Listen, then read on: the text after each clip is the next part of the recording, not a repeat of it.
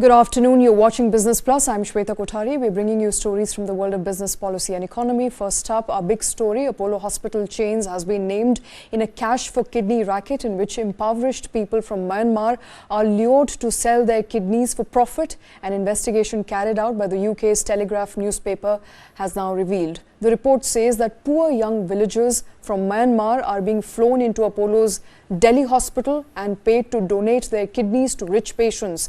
The racket involves, and I quote, elaborate forging of identity documents and staging of family photographs to present donors as the relatives of the would-be patients. The report notes that the multi-billion-dollar hospital chain with facilities across Asia conducts more than 1,200 transplants in a year, with wealthy patients arriving for operations from all over the world, including the UK. The Indian Health Ministry has taken a note of the allegations. News9 has spoken to the National Organ and Tissue Transplantation Organisation, which has written now a letter to the Delhi government and has asked the Delhi government to initiate an inquiry in the matter. The hospital has denied all the allegations vehemently and has said that they are totally and absolutely false, ill-informed and misleading. We will be reading out an official statement that we've received from the company. Joining me in the studio are Krishna Kumar and Karthik Malhotra. Gentlemen, very good afternoon. A very, very serious investigation pointing out at a for-profit kidney sale, poor people from villages in Myanmar being flown into India in violation of the law of the land, asked to donate kidneys for rich people. Right. So, go ahead, Krishna. Right. I mean, and also the good or the more clear thing about the reportage is that you have the final numbers of how much the whole thing costs. It's 1,79,000 rupees or so, out of which about 70 to 80,000 rupees alone goes to that donor who's been sourced. And in fact, there was clear family trees or fabricated family trees being made to connect the person receiving the transplant to the donor, who's an unsuspecting person who's just in need of cash at the end of the day. The only question I had was that whether it was voluntary from their end or not, because that is one angle to look at it. But the fact of the matter is that this is an elaborate racket of a situation, because there are now, in this case, there's a people like IAS officers involved in the final committee that approves this transplant. And this is a hospital we're talking about, Apollo Hospitals, established in Delhi, one of the first 3 multi-speciality hospitals that Apollo had in the country, established in association with the Delhi government. So in that sense, to find a cash for kidneys, a racket in an institution like this itself is quite shocking, isn't it, Karthik? Very shocking. And it's not just about Apollo, Karthik, is it? It's about the larger racket. I mean, you go through the Telegraph investigation where the reporter posed as somebody who is in need for a kidney, goes to the hospital, is then directed to an agent who's an intermediary between the hospital and the people who are in need for kidney, forging these documents. So, Shweta, I think for us sitting here right now to independently verify any of this is absolutely not possible. And whatever efforts we have made, we've received pretty much the same statements, which are right now there in public domain, where Apollo is vehemently denying these allegations. But going back to the report that Krishna and you were both referring to, I think one thing is definitely very worrying.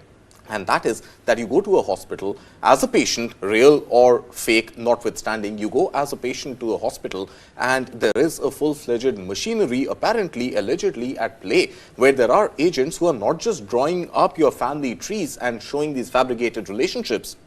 They are in fact taking the donor and the recipient or prospective recipient and getting them photographed in various locations like holidays, a holiday at a beach, a holiday in a hilly terrain. So just how elaborate the planning Absolutely. is. So I think it's a fairly deep-rooted racket. If it is on, it is a fairly deep-rooted one.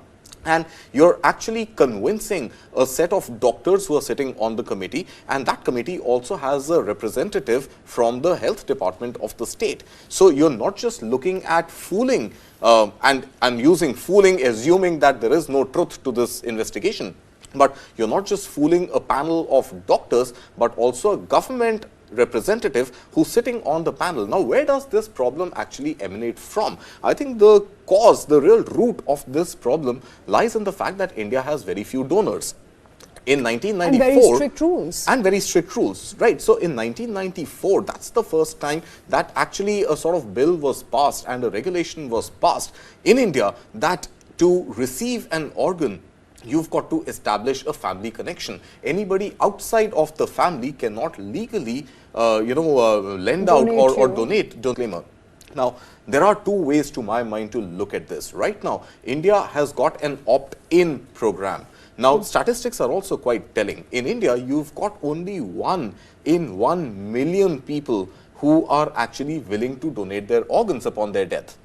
So India has got an opt-in facility. If you want to donate at the time of your death, your kidney or your liver or your eyes or any of your organs or tissues for somebody else to benefit from, you've got to do that lengthy paperwork and sign documents and forms and present them to hospitals, and then upon your death can actually those organs be used for somebody else. As opposed to, let's say, a country like Germany, which has got an opt-out facility, which means that when you're born, you are already, as a citizen of the country, committed to donate your organs at the time of your death. And only if you sign those lengthy documentation while you're alive and opt out of that facility, can your organs not be donated to anybody. And I think that is a kind of larger debate that India has to really look at right now, because organ transplantation is obviously a big industry. It's a big requirement more than an industry. And there are people who are fighting for their lives, who need those organs. And imagine the desperation and the lengths at which people are allegedly willing to go to get a poor migrant or a poor laborer from a neighboring country and establish these family trees and get pictures clicked together and convince a panel just to stay alive. Right. And in fact, to add to that, we're talking about organ donation. Look at the levels of blood donation that takes place in this country, despite the fact that enough and more information is out there for people to let them know that there is absolutely no issues in you doing enough blood donation.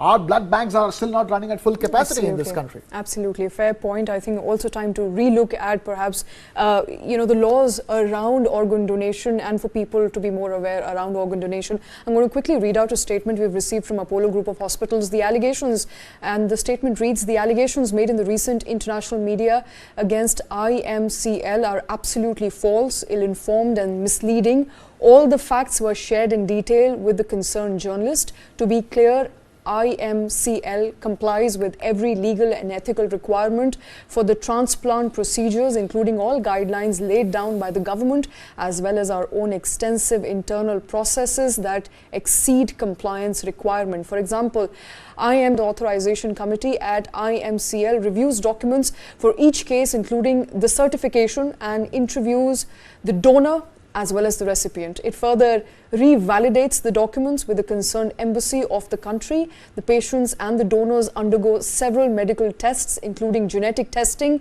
These and many more steps far exceed any compliance requirement for a transplant procedure and ensures that the donor and the recipient are indeed related as per applicable law. IMCL remains committed to the highest standards of ethics and to delivering on our mission to bring the best health care to all. That, of course, is the statement we received just a couple of minutes ago.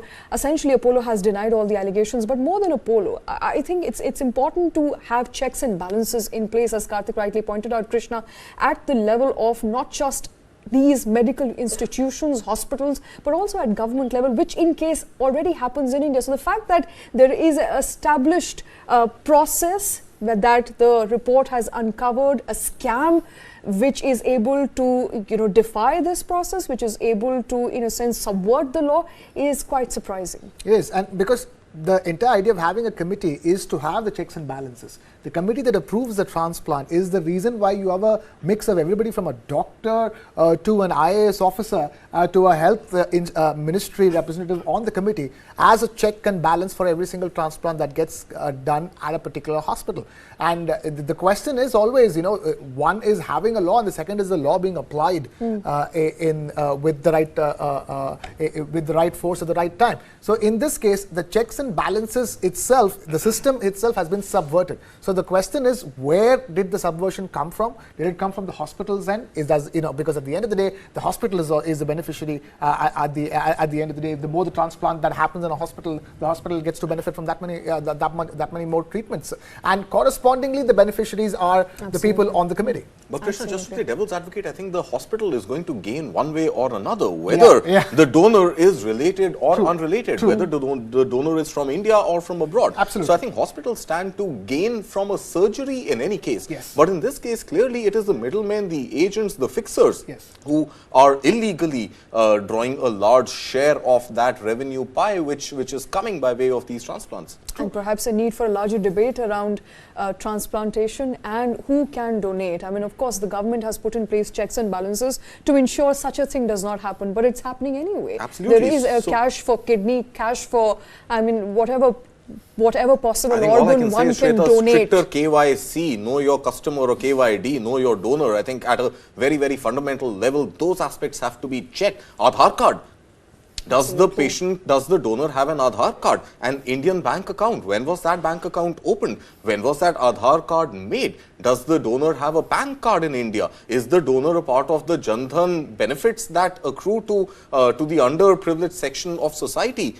So, you know, all of these become very, very clear-cut checks and balances, perhaps in addition to the Form 21 that IMCL is talking about. And just for ample clarity, IMCL is the Indraprastha Medical Corporation Limited, which runs two of Apollo's hospitals in Delhi NCR, one of course being Apollo Sarita Vihar in South Delhi, and the other being Apollo Sector 26 Noida. So that is what IMCL really is. All right, I think with that, we're going to move on to another big story that we're tracking. Coming in by the way of bank write-offs, which are coming at staggering 10.57 lakh crore during the last 5 years or the last 5 financial years, of which 5.52 lakh crore was in respect of loans pertaining to large industries. The government has now informed the parliament. Now, scheduled commercial banks have written off an aggregate amount of 5.52 lakh crore in respect of loan pertaining to large industries and services during the last 5 years, that is from 2018-19 to 2022-23 onward. The scheduled commercial banks have also recovered 7.15 lakh crore of the non-performing assets during the last 5 years. Government says it has in fact taken comprehensive steps to recover NPAs. The NPAs of course continue to mount. Joining us on the show is Subhash Chandra Garg, former Finance Secretary. Mr. Garg, thanks very much for taking time out. Good to have you on the show. At 10 lakh crore rupees, sir, would you say that NPAs are in fact at an all-time high, although there's not been much of a change since 2018?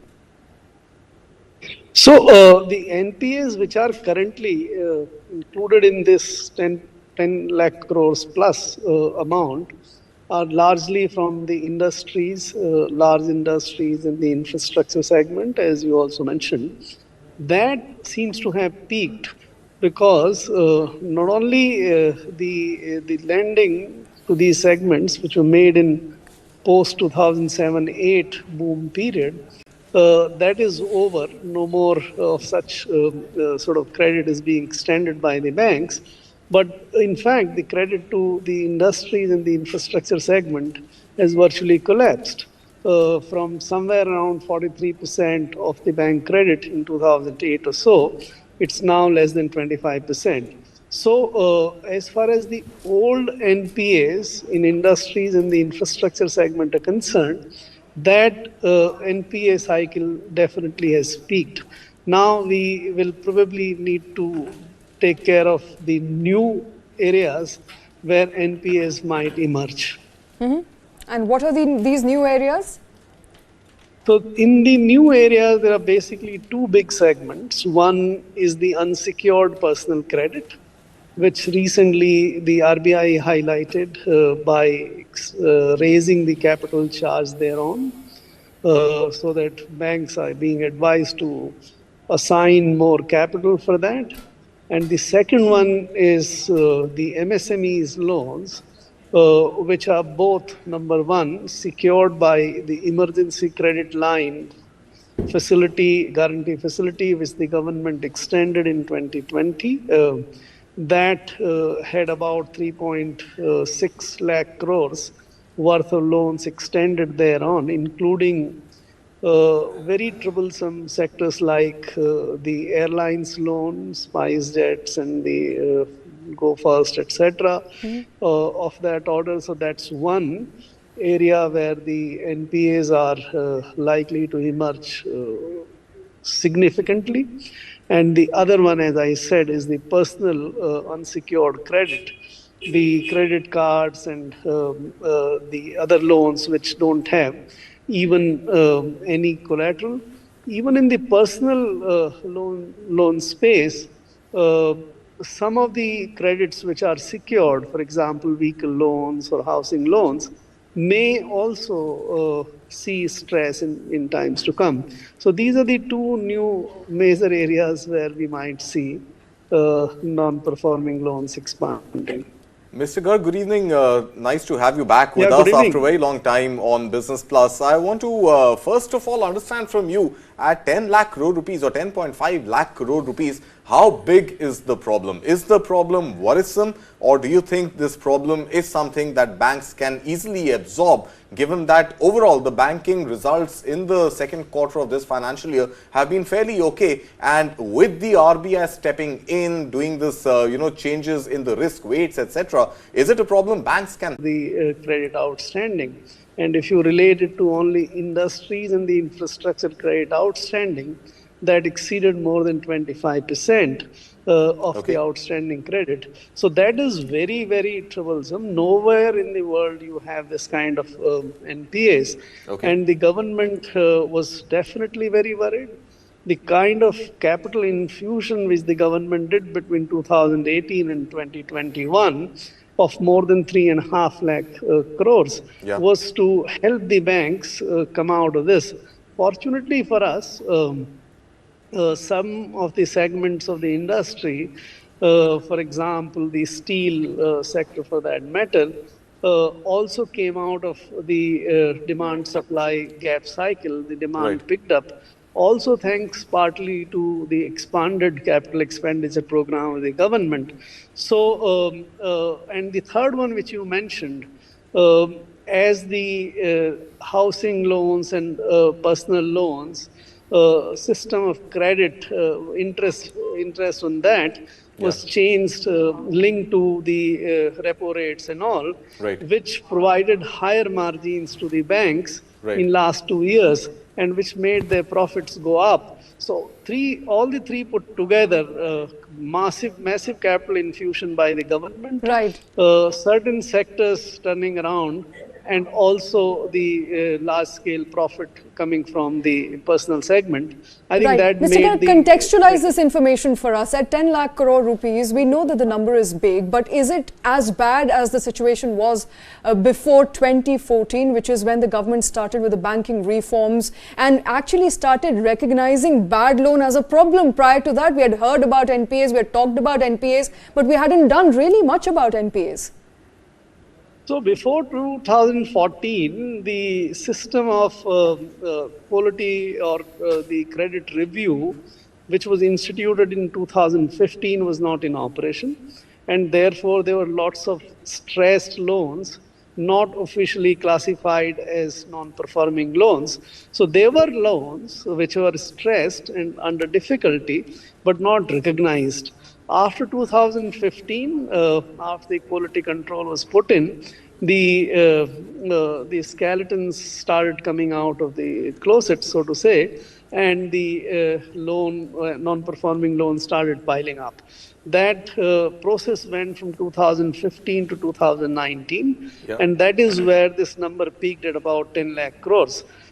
These loans were there, and the kind of problem which were there in the industry, a lot of capacities came up in power sector, in roads, telecom, where the profitability became a problem.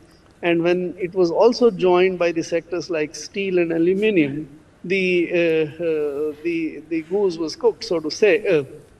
And therefore, the situation started changing after 2020, as I mentioned earlier. So if you take it 2014 before, of course, the NPAs in the form of stressed loans, but not officially recognized as NPAs were present. So, Mr. Garg, we are running out of time. Sorry to cut you short. We're running out of time. I just want a one-word answer from you. The banking reforms that we celebrate and the banking reforms which have become a legendary story of India's prowess in the banking sector over the last 10 years or so, in your opinion, have the banking reforms paid off?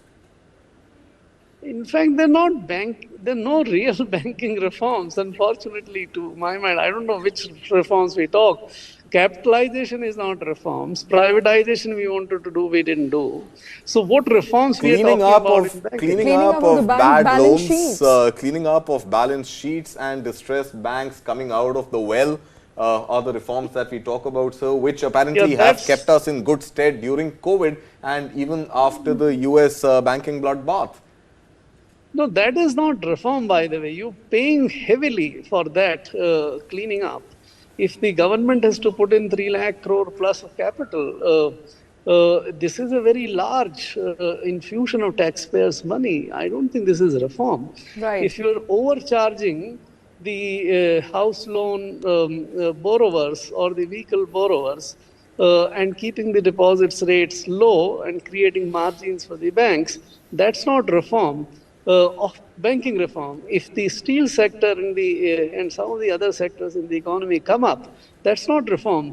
Unfortunately, there are no real banking reforms in the country.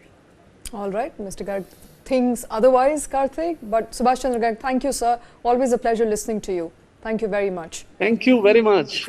Thank you all. Thank you very much. Bye-bye. Well, with that, it's a wrap on this show. Thank you very much for watching.